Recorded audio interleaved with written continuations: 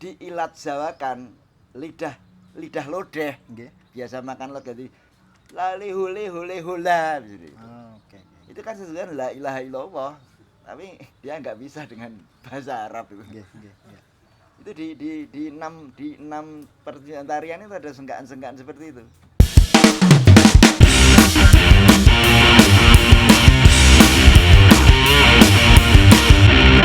Halo, jumpa kembali dengan Berita Teater. Dan di episode selanjutnya ini, di kesempatan kali ini ada teman ngobrol yang spesial. Kami hadirkan untuk kemudian berbagi pengalaman, berbagi materi, berbagi ilmu kepada kita semuanya. Dan pada kesempatan kali ini yang sudah berada di sebelah saya ada Bapak Purwito yang nanti akan bersama-sama kita akan ngobrol tentang seni pertunjukan rakyat, terutama yang ada di lingkup Kota Gede. Sugeng pepanggihan Pak Purwito. Selamat sore. Selamat sore. Kira-kira tema kali ini untuk yang akan kita obrolkan tentang seni pertunjukan rakyat yang berada di kawasan Kota Gede begitu. Kira-kira apa saja Bapak di kesenian tradisi yang ada pernah berkembang dan pernah ada di Kota Gede ini sepengetahuan Bapak? Yang paling populer sejak 1940 adalah serandul, dadung awuk, selawatan, kemudian jatilan. Itu yang paling lama. Sepeninggal Keraton Mataram kan ada kekosongan, tidak ada kesenian. Bahkan topeng pedalangan itu kan sejak zaman Majapahit yang dimainkan oleh Raja Hyang Wuruk, tapi tidak sampai ke Mataram. Mataram terlalu asik dengan ekspansinya sehingga tidak memikirkan tentang seni budayanya. Melihat ada beragam seni budaya yang berkembang di khususnya Kota Gede itu, kira-kira berangkatnya kesenian itu apakah ya bentuk ekspresi masyarakat begitu untuk kemudian membuat kegiatan begitu, bentuk ekspresi misalnya mereka punya misalnya pencahariannya adalah dagang atau barangkali ada yang bertani begitu, apakah berangkatnya juga dari hal-hal seperti itu Bapak? Kira-kira berangkatnya seni budaya itu berangkatnya ketika masyarakat memperoleh kemakmuran ekonomi sehingga waktunya longgar, sehari bekerja bisa untuk makan sekian hari, sehingga di malam harinya mereka mengaktualisasikan diri di bidang ekspresi diri. Nah, ketika itu yang ada adalah serandul itu kesenian tradisional, barangan dari Gunung Kidul, dari orang-orang Gunung Kidul yang di sana panennya setahun sekali sehingga ekonominya tidak makmur, tanahnya tandus, mengandalkan tada hujan, sehingga mereka orang yang berekspresi di bidang seni itu ngamen di Jogja. begitu. Tapi nginapnya di Kota Gede, di wilayah Desa Prenggolayan dan di Bumen Kota Gede. Sehingga ketika mereka nginap sebelum barang ke Kota Yogyakarta, mereka istilahnya beber seni, pemanasan sebentar di sebuah pekarangan. Tiap kali gitu, sehingga mewariskan masyarakat sekitar tertarik pada itu. Setelah itu pergi tidak lagi melakukan barengan di Kota Gede, meninggalkan sisa cerita itu. Kemudian oleh orang Kampung Bumen dan orang Kampung Prenggolayan dimainkan persis sekali. Baik instrumen gamelannya, tariannya, kostumnya, ceritanya. Ya. Nah, menarik toh teman-teman ketika kita berdiskusi atau bercerita tentang ya kesenian tradisi yang ada khususnya di Kota Gede ini. Kalau coba kita oncei satu-satu Pak, kalau misalnya berangkat dari serandul itu tadi, kira-kira ceritanya itu berkutat atau bercerita pada wilayah-wilayah apa dan penokohannya bagaimana kira-kira? Mengingat itu sebuah pertunjukan barangan, cerita lakon yang dimainkan terbatas sekali, tergantung pada kemampuan orang yang menangkap, punya waktu atau punya dana. Itu ceritanya akan gini, dimainkan jam 8 malam. Pertama yang dilakukan lakon Pedang Kangkam Pamor Kencono Musno. Itu di situ ada tokoh namanya Patih Serandul. Patih Serandul. Kemudian Raja Lakat, itu tentang hilangnya pedang Kangkam Pamor Kencono, itu hilang terus dicari, kemudian terjadi. Kemudian itu cerita tentang menceritakan kerajaan Pasar Bumi. Pasar Bumi itu kita kenal, orang Jawa mengenal sebagai negara Perancis. Tokoh-tokohnya orang Arab, namanya ada Sayyidino Ali, ada nama-namanya bukan nama-nama Jawa. Kemudian itu habis, kok masih jam 10 malam. Orang yang menangkap kepengen menambahi lagi. Dilanjutkan, ditambahi, ceritanya berganti lagi. Cerita Kethek Ogleng, itu cerita Senggolo. Hilangnya dua kesatria pahlawan dari sana yang namanya Raden Panji Asmorobangun mencari istrinya itu, dan ketemu dia ketika menyamar jadi Kethek Ogleng. Masih jam 12 malam disambung lagi, masih kurang yang nanggapnya. Cerita Perawan Sundri itu berlatar belakang cerita Demak, nggak nyambung lagi. Pemainnya cuma sedikit lagi, itu cuma 6 orang, tentang Truno Klelet dan Perawan Sundri tokoh utamanya. Truno Klelet. Truno Klelet dan tokoh yang berdialog dengan Perawan Sundri itu. Sekedap kula potong. Artinya ketika Pak Purwito tadi di depan menyampaikan ada Patih Serandul begitu. Ketika di bagian wilayah tertentu juga ada yang kemudian tetap memberdayakan kesenian serandul itu, dan di sana ada tokoh namanya Patih Wonosalam. Apakah itu sama atau memang kemudian berdiri sendiri-sendiri? Karena dimainkan di suatu wilayah yang lain, tidak sama dengan yang di Kota Gede.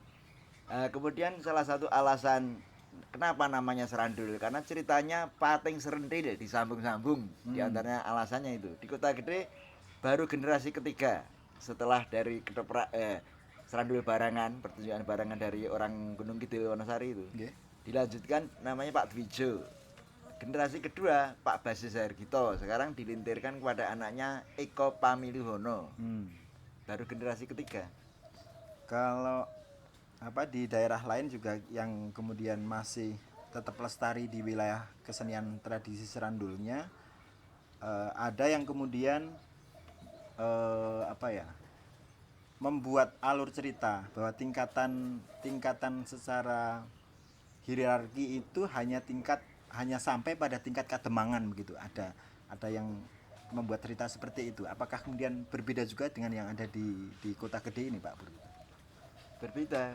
Di Kota Gede tidak menyebut suatu status jabatan, hanya sebuah desa, sebuah lingkungan, ya kemudian ketemunya antara rakyat jelata dan kesatria dan kerajaan gitu. Berarti kalau coba tadi kita tarik, ada 2 tempat yang kemudian menjadi tempat untuk barang begitu nggih. Ada di Kebumen sama Pringgolayan. Di Kebumen dan Pringgolayan jadi titik tumbuh kesenian tradisional yang ditinggalkan oleh orang-orang dari Gunung Kidul. Satunya lagi Dadung Awuk. Juga kesenian barangan, juga berasal dari Gunung Kidul. Juga nginap di Kota Gede, di daerah Pringgolayan dan di Gedongan. Di Pringgolayan juga tumbuh dia bersamaan dengan serandul di tahun-tahun 1940-an. Tapi kemudian di Gedongan tidak tumbuh. Kalau karakteristik kesenian serandul yang ada di Kota Gede ini, apakah juga dalam setiap pengadeganan pertunjukan itu akan diawali dengan joget dari tokoh itu, kemudian instrumen musiknya cenderung monoton seperti itu atau bagaimana? Ya, ada instrumen pengiringnya, sudah ada pola yang ditentukan. Kemudian pasti ada tarian, kan untuk keluar masuknya pengadegan. Kemudian dibuka, salah satu ciri Serandul Kota Gede dibuka dengan tarian kembang-kembang sebanyak 6 seri. 1 orang mengiringi oncor, kemudian 2 orang laki-laki berpasangan laki-laki, 2 orang perempuan berpasangan perempuan, 2 orang laki-laki perempuan. Tari kembang-kembang itu tari pembuka seperti ngeremo di Lodruk sebagai tarian pembuka, Jawa dan Timur. itu menjadi ciri khas karakter identitas kuat Serandul kesenian tradisional karena ada tariannya pembuka, mengitari oncor. Oncor itu bersumbu 5 dihiasi dengan daun-daun puring itu tadi. Kalau dia akan mau menghias bunga, waktu itu bunga itu mahal, bunga potong. Bunga kertas juga mahal di zaman Jepang itu. Kertas kan belum ada. Orang masih sengsara, apalagi menemukan kertas. Sehingga dia untuk menghias oncornya itu, seluruh tubuh postur oncor kan dihias dengan daun puring yang mempunyai ragam warna macam-macam, sangat indah sekali. Jadi menjadi pakem selalu daun puring. Saged Pak Purwito ini tidak contohkan, jadi misalnya sebelum memulai atau setelah melakukan pertunjukan biasanya kan ada tari dan tembang. Kira-kira misalnya tembang yang ketika saya pernah nonton itu ada yang kemudian tembangnya sama lu kayak gitu, itu bukan Nek, kalau Kota Gede seperti seperti juga kalimat la ilaha illallah, tapi di stilisasi sehingga seperti tidak la ilaha illallah. Salihuluya itu kan sesungguhnya la ilaha illallah. Betul, sesungguhnya la ilaha illallah, tapi diilat jawakan lidah lodeh. Biasa makan lo jadi lalihule hula gitu. Itu kan sesungguhnya la ilaha illallah, tapi dia nggak bisa dengan bahasa Arab itu. Itu di 6 pertunjukan tarian itu ada senggaan-senggaan seperti itu. Baik. Untuk selanjutnya kalau coba kita bergeser ke wilayah yang satunya lagi, kesenian yang juga berkembang, kesenian tradisi yang berkembang di Kota Gede, ada selawatan. Selawatan ini sepertinya juga sangat berdekatan dengan kegiatan dan aktivitas religi atau tidak? Kira-kira begitu tidak, Pak? Ada, karena dia menggunakan buku pegangan namanya Tulodo. Itu ditulis dalam huruf aksara Jawa yang tunjul gede itu. Akibatnya orang-orang muda yang ingin berlatih tidak bisa membaca aksara Jawa yang asli toh. Sehingga cuma menghafal, tapi ikut menghafal. Kemudian dipikirkan agar orang bisa meneruskan, mewariskan tradisi selawatan, dilatinkan. Dari aksara Jawa dilatinkan. Dituliskan Latin. Itu ceritanya itu menceritakan sebelum Nabi lahir, sampai Nabi lahir, kemudian sampai banyak sekali. Dimainkan minimal 20 orang karena akan dibagi dua penembang, 1 dadu, 1 penjawab. Kemudian ada dalangnya, naratornya. Kemudian di antara suara saut-sautan antara 2 kelompok tadi yang sehingga muncul istilah ngelik, ada suara tinggi untuk perpindahan kelompok itu. Mereka akan capek diselingi seorang penembang individual dengan kemampuannya dan suaranya yang landung, dandang gulo atau durmo, megatruh. Kalau yang suara bersama menggunakan kinanti Subo Kastowo, suara bersama yang gampang itu kinanti dia yang menggunakan.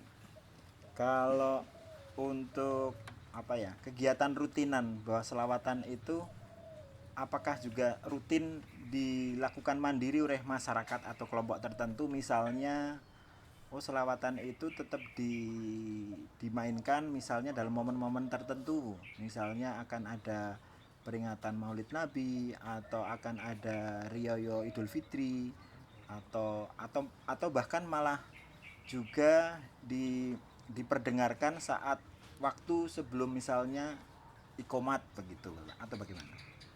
Ini selawatan yang paling tua di Kota Gede, itu namanya selawatan Markabayan pimpinan Sastro Sumarto. Dia dipergunakan sehabis grebek maulid gongso miyos gongso Nggih. gunungan keluar Ya. malam harinya dimainkan oleh keraton dan itu memang permintaan keraton dimainkan di keraton selawatan Kota Gede Nggih, iya. namanya Markabayan. Nah, selebihnya yang selawatan muda itu ada Kawula Mataran, ada Purba Purba Purba Budaya. Terus yang di Bumen itu namanya Purba Makutro. Terus di dalam ini ada namanya dulu ada juga dan lain-lain, tapi mereka merosot yang ada 2 buku pegangan cakepan yang main di wilayah Maulid itu menggunakan bahasa Arab, tembangnya juga Arab, Nggih. nyanyian juga bahasa Arab. Kemudian agar orang Jawa bisa mengikuti jangan bahasa Arab, dijawakan menjadi selawatan Aqaid Duliman. Ini yang bahasa Aqaid Jawa. Duliman. Ada dua versi. Yang Purba Makutro Bumen bisa main di 2 wilayah. Maulid sama Aqaid. Itu luar biasa dia.